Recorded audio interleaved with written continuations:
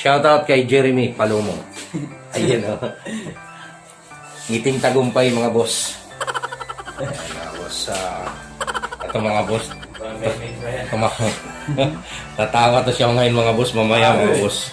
Lalong ngingiti ito mga boss pag naayos natin ang gupit. So ayan mga boss. Nagbibiro lang siya. Pang thumbnail. Ayan mga boss. Umpisa na natin.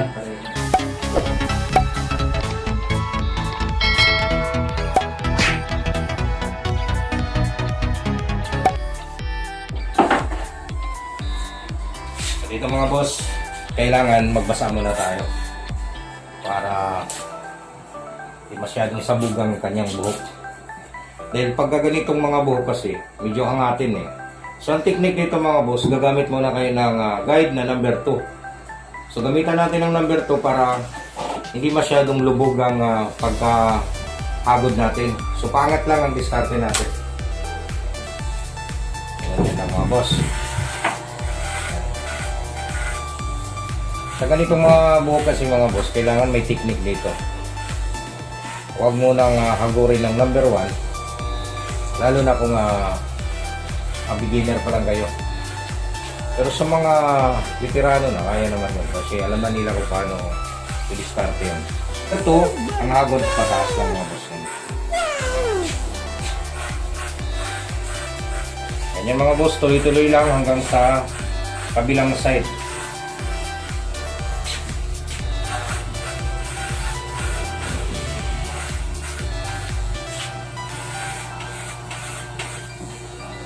Lang mga boss kailangan mga boss hanggang dito lang din ang label kasi mamaya ito tatanggalin naman natin yan eh. Iuno pa natin yan mamaya ang baba. Pag maghagod kayo ng mga ganito mga boss, huwag ipasubsob ang clipper, huwag ipaganon kasi medyo mahirap pa maghabol lang gupit pag gano'n. Yan lang ang technique dyan mga boss. So tapos na tayo sa number 2. Gamitin natin ang number 1. Ito. Guide number 1 mga boss. Gamitin natin. Para dito sa baba. Pero hindi naman natin masyadong isagad doon. Sa dos. So bandang gitna lang tayo. Maguno. Ang purpose nito mga boss, para lang malinis natin ang gilid talaga.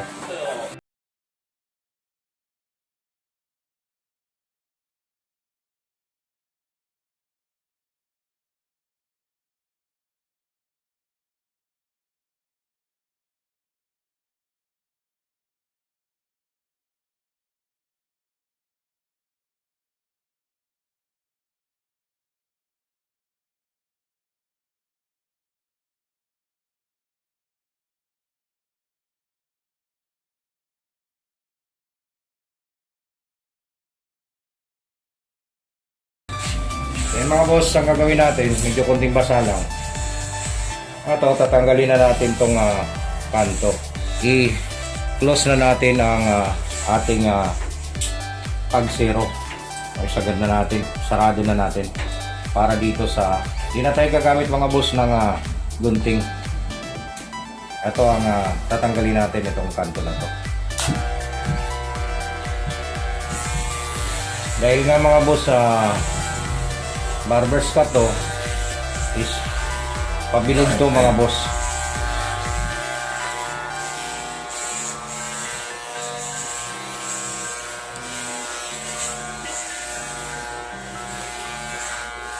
Ganyan lang mga boss ang technique dyan. So kailangan parang lutang lang yung inyong suklay sa ulo ni client. Ang hagod mga boss, medyo magaan lang. At yung paghawak nyo ng clipper. So sa mga beginner pa lang, may papayo ko sa inyo, kailangan lang manatiling nag-relax at huwag masyadong kabahan mga boss pag nagugupit kayo. Ganyan lang ang diskarte dyan.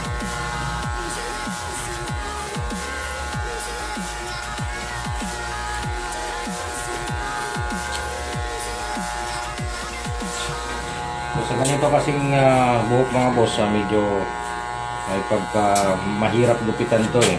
Dahil nga angat kasi ang buhok niya. So mayroon kasing mga buhok mga boss na dikit sa anit, no?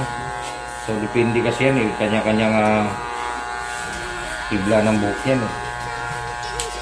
So doon nasisira ang mga barbero pagka ganitong medyo angat ang buhok. Kailangan talaga marunong din kayo bumagay sa mga ganitong buhok.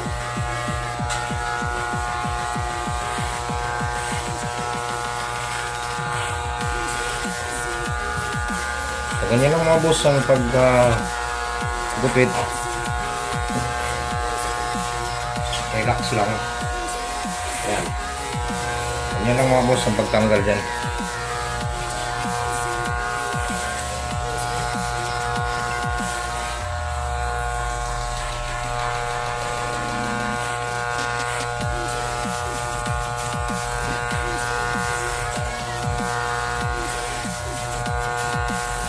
Pagka ganito kasi mga boss na barber's cut, unahin nyo muna ang taas para makakuha kayo ng bilog pagdating sa baba. Ganyan lang ang technique. Hindi natin masyadong idiniin ang pag-uno kasi nga ang tendency lulubog mga boss kasi nga ay angat ang kanyang buhok eh. So wag nating idiin para hindi tayo mahirapan kumuha ng bilog kasi kung idiin natin mga boss tapos ganitong buhok niya angat, mahirapan tayo dahil nga lulubog to.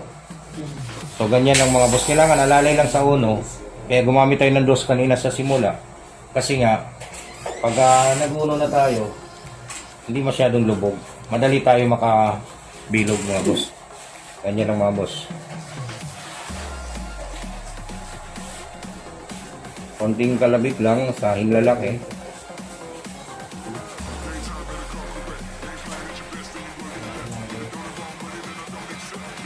Tapos, padiretso lang mga boss.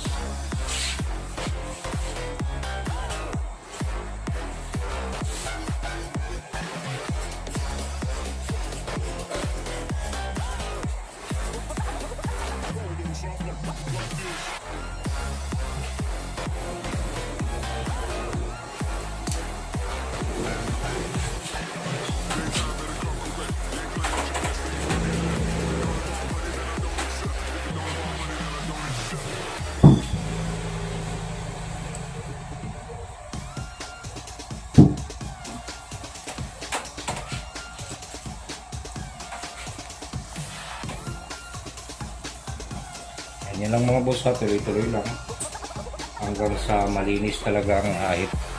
So kailangan mga boss sa pag-aahit kunting doble ingat lang mga boss para hindi tayo makasugat. Sa panatilihin nyo mga boss pag nagagupit kayo, panatilihin nyo malinis ang inyong gupit para babalik at babalik si client. At number 1, kailangan talaga maganda yung gupit nyo.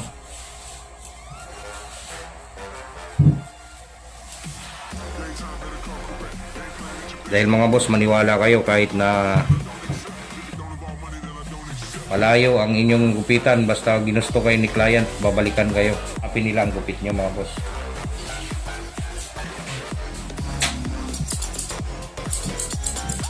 So ganitong buhok mga boss, ang bagay talaga sa ganitong buhok mga boss, trim dos. Kaya lang, gusto ni client, barber's cut. So siya masusunod mga boss, hindi naman tayo. Tayo ay nagugupit lang. Pero para sa akin, pagka ganitong mga buhok na angat, bagay dito ang trim dos.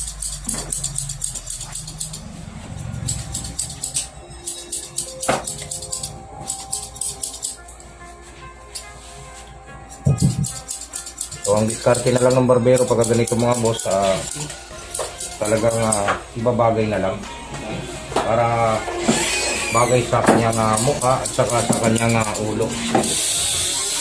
Ilang percent yan ano? 10. Ha? 10. Yan. Pa yan man. Tapos na rin. Ilang minute? 29. Ha? 29. 20? 9. At 30 minutes na. 30 minutes na?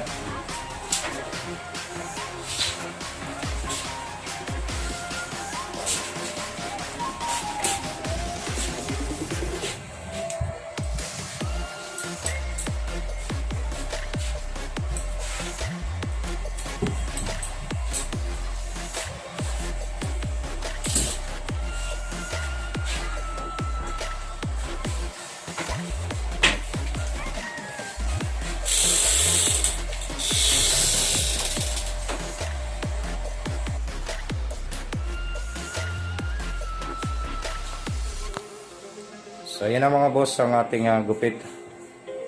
Tapos na.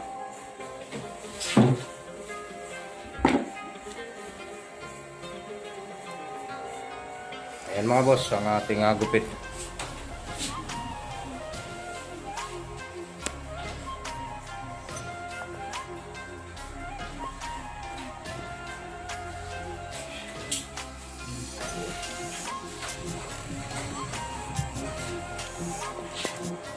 Salamat mga boss sa inyong panonood at pagsubaybay sa aking mga videos. Sa mga hindi pa nakasubscribe mga boss, pasubscribe ng aking channel, Suabe TV Official. Thank you mga boss at maraming salamat at sa susunod na video. Bye bye.